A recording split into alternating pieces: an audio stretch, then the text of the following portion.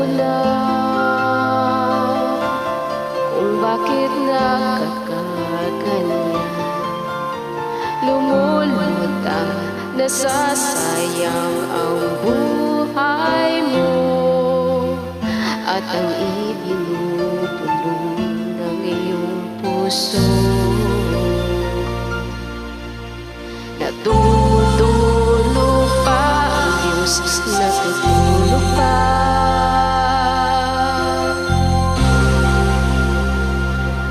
Ba't ikaw ay kaagad sumusuko? Kunting hirap at munting pagsubok lamang. Bakit ganyan? Nasaan ang iyong tapang? Naduduwang nawawalan ng pag-asa at iniisip na natutulog pa. Natutulog pa ang Diyos, natutulog pa.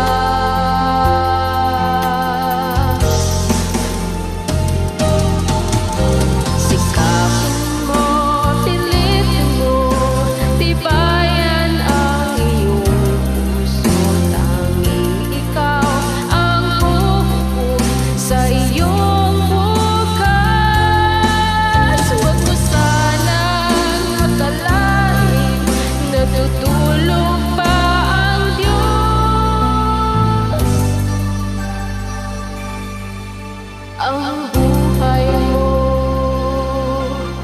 ay mayroong halaga sa Kanya.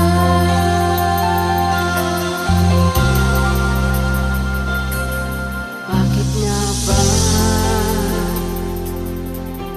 na ikaw ay maghintay, na himukin at pilitin ka ng tadhana? Gawin mo na kung ano ang nararapat. Magsikap ka at magtiwala sa may kapal. Nakahanda ang Diyos malalay sa'yo. Hinihintay ka lang, kaibigan.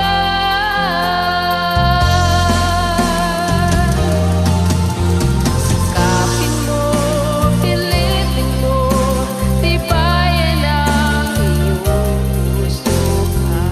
Ikaw ang bubuo sa iyong bukas. Huwag mo sanang akalain natutulog pa ang Diyos.